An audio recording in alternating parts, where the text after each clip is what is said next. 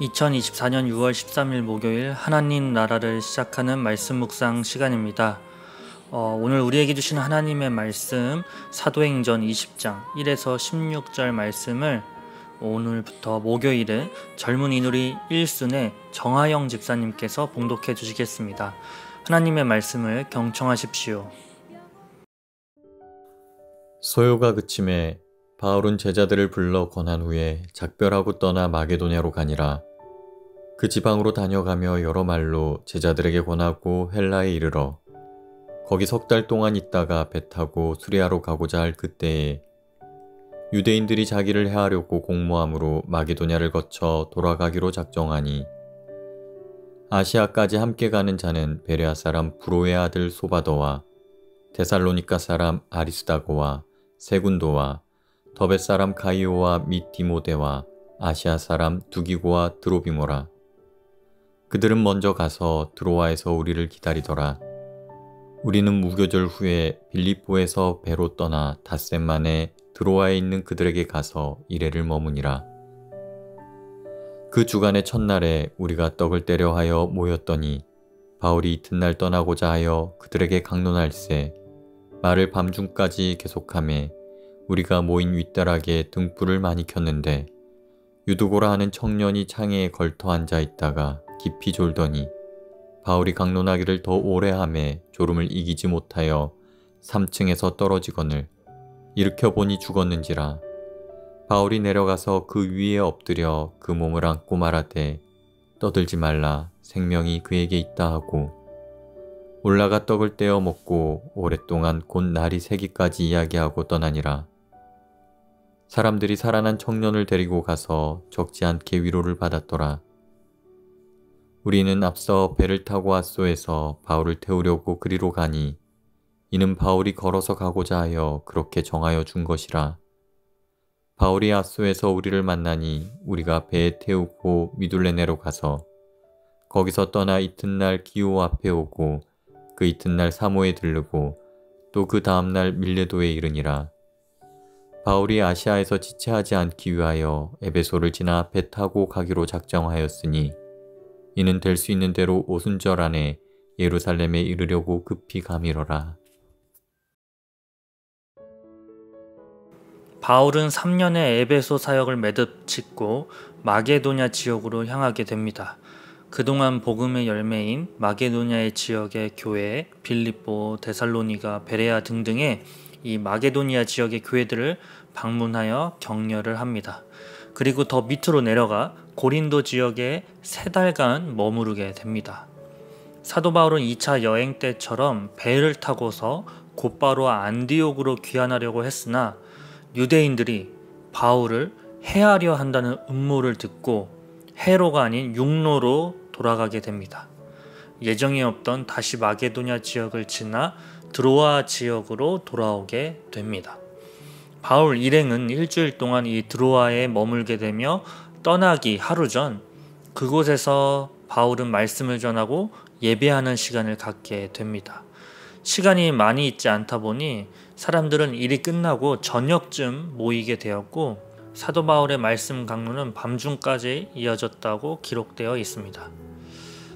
밤이다 보니 등불을 많이 켜놓았다고 누가는 말씀에 기록했습니다. 그리고 오늘의 주인공인 유두고라는 한 청년이 등장하는데요. 사실 청년이라는 단어보다 더 어린 친구였음을 기억하면 좋을 듯 싶습니다. 이 파이스라는 단어를 사용했는데 이 단어는 보통 8에서 14세의 아이를 가리키는 단어였습니다. 누가는 이 단어를 사용했거든요. 즉 어린이가 말씀을 듣다가 점점 밀려오는 졸음을 이기지 못해 다락방 3층에 있던 창문에서 떨어지게 됩니다. 누가는 정확히 죽었다는 사망 선고를 내리는데요. 그 이후 바울이 불이 나게 달려내려와 이 아이를 살리게 됩니다. 이후에 예배는 계속되었고 날이 새도록 떡을 떼며 말씀을 나누며 유두고를 통해 적지 않은 위로를 받았다고 누가는 이 말씀을 기록하고 있습니다. 오늘 이 이야기 마지막 부분인 12절 말씀을 제가 한번 읽어드릴게요. 사람들이 살아난 청년을 데리고 가서 적지 않게 위로를 받았더라. 라는 표현을 보며 해피엔딩으로 마무리되어 감사하면서도 그런데 한편으로 의아함이 들었습니다. 유두고가 다시 살아난 건 어떻게 보면 놀랄 일이고 천만다행인 일이고 또 반대로 생각하면 하나님을 찬양할 일입니다. 그런데 사람들이 위로를 받았다라는 이 표현이 처음에는 그냥 지나갔는데 읽으면 읽을수록 어떤 의미에서 위로를 받았는지 그 의미가 궁금해졌습니다. 오늘 이 기사를 적은 누가에게도 특별한 사건이었음은 틀림없습니다. 이미 앞절에서 각 교회를 돌아다닌 일들은 간단하게 적고서 넘어갔는데 이 드로아 지역에서 있었던 이 유두고가 살아난 사건을 자세히 적어두었습니다. 사실 죽었던 사람이 다시 살아난 사건은 분명히 적을 만한 사건인데 왜 어떤 측면에서 그들에게 위로가 되었는지 묵상해보고 싶었습니다. 일단 드로아에 오게 된 이유를 사도 바울은 그곳에 있던 드로아 사람들에게 이야기했을 것입니다. 지금은 1차도 아닌 3차 전도 여행임에도 자신이 가장 사랑하는 유대인들로부터 생명의 위협을 받는 공격을 계속 당하고 있습니다. 사도 바울뿐만 아니라 그 일행과 그 말씀을 듣는 드로아 사람들도 이 이야기를 들으면 굉장히 착잡했을 것입니다. 이후 드로아 사람들이 열심히 말씀을 들으니 또 사도 바울은 또 힘이 나서 자신의 열정을 다해 말씀을 강론했습니다. 열정적으로 또 신이 난 바울의 모습이 그려지지 않으신가요? 그런데 말씀을 전하는 그 순간 한 사람이 떨어져 죽게 된 말도 안 되는 상황이 펼쳐졌습니다. 유두고의 졸음은 비난받을 일이 아니었습니다. 어린 친구는 하루 종일 일을 하고 그 자리에 왔습니다. 등불이 많이 킨 상황에서 산소가 부족한 탓에 졸음을 참다가 더 이상 못 참아 떨어져 굉장히 안타까운 상황입니다. 열심히 말씀을 듣고자 하다가 떨어져 죽게 된 이 안타까운 상황과 이 말씀을 적으며 의사 누가도 굉장히 힘들었을 것입니다. 그리고 어쩌면 말씀을 듣고자 최선을 다하는 드로아 지역의 사람들도 또 말씀을 전하고자 최선을 다했던 사도 바울도 그 유두고의 죽음으로 순간적인 절망의 그림자가 드리워졌을 거라고 생각합니다. 열심을 다하는데 전하고 듣는 만큼 눈에 보이는 성과와 열매들이 보이지 않아 도망쳐 온 이 상황. 매번 계획은 세우지만 그 계획은 취소가 되고 그 취소 이유는 복음의 전파를 목숨을 걸고 방해하는 사람들이 오히려 넘쳐나고 있고 결국 무기력하게 힘없이 바닥으로 떨어진 이 유두고의 어린아이의 모습과 또 사도 바울의 전도 여행과 오버랩이 되지 않을까라는 묵상을 해보았습니다. 사도 바울도 또 사도 바울과 함께 다녔던 일행도 또 그곳에 말씀을 듣고 있던 드로아 사람들도 이 유두고의 죽음으로 이제 더 이상은 안 되겠다라는 깊은 절망이 찾아왔을 것이라 생각됩니다. 그러나 그 유두고 어린아이의 생명이 다시 살아났습니다. 그곳은 예배하는 자리였습니다. 주님의 말씀이 선포되는 그 자리엔 다시 생명이 살아나는 역사가 있음을 그 자리에 있던 모든 사람들이 경험함으로써 다행이다 라는 안도감을 넘어선 하늘에서 내려오는 위로가 있었음을 누가는 기록하고 싶었던 것 같습니다. 이 위로를 받았더라 라는 이 단어는 파라칼레오라는 단어인데요. 힘과 용기를 돋우다, 기운을 북돋우다 라는 의미가 있습니다. 그리고 수동태를 씀으로써 누가는 위로를 주는 분이 하나님이심을 나타내고 싶었던 것 같습니다. 이미 이전에 고린도에서 사역할 당시 낙심에 빠져 있던 바울에게 하나님께서 나타나셔서 위로하셨을 때도 이 같은 단어가 쓰였거든요. 하나님의 위로를 통해 드로아 사람들뿐만 아니라 전도 여행을 하는 사도 바울과 또 이 사건을 기록한 누가와 그 일행들에게도 이 모두에게도 힘이 됐고 이후에 안디옥으로 돌아가는 계획 가운데도 힘을 내서 진행할 수 있었겠다 싶습니다. 또 표현 중에 적지 않게 위로를 받았더라라고 쓰였는데요. 저는 이 의미를 더 살려야 된다고 생각했습니다. 영어 단어 중에 priceless라는 단어가 있습니다.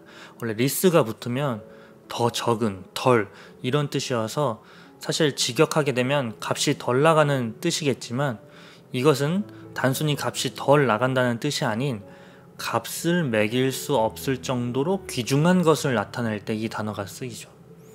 즉 적지 않게가 바로 이런 표현이 담겨져 있습니다.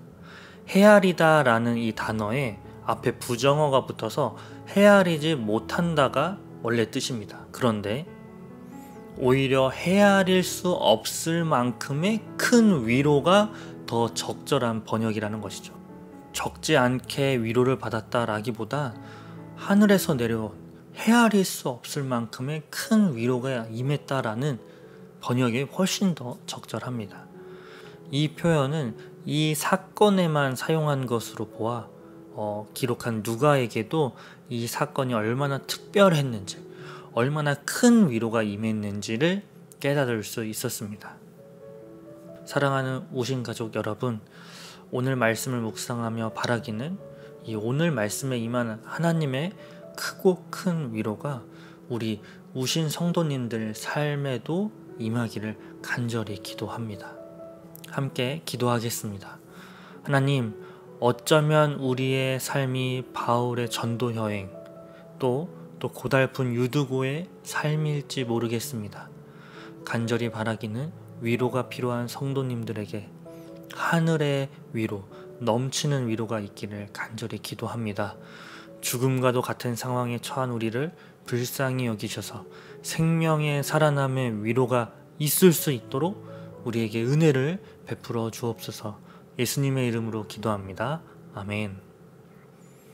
오늘 말씀과 잘 어울리는 우리 성도님들에게 하나님의 위로가 담긴 찬양, 하나님의 열심 찬양 추천드리겠습니다. 이 시간 함께 찬양 들으시겠습니다. 사랑하는 내 딸아, 너의 자금도 내겐 귀하다. 너와 함께 걸어가는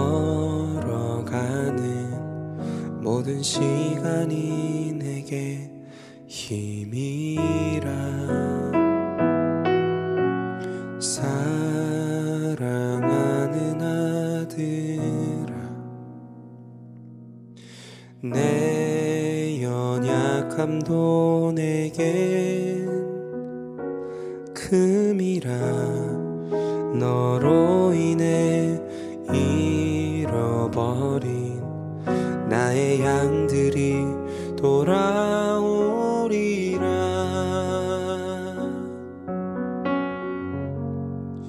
조금 느린 듯해도 기다려주겠니? 조금 더딘 듯해도 믿어줄 수 있니?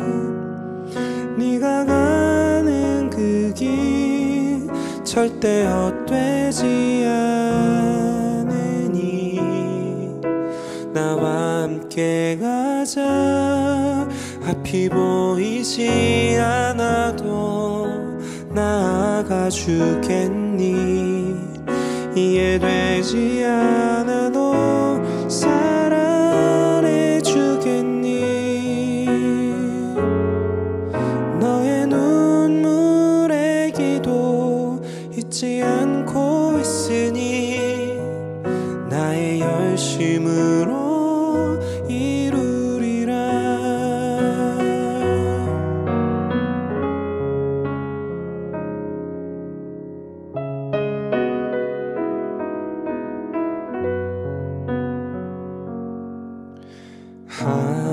하나뿐인 사랑아,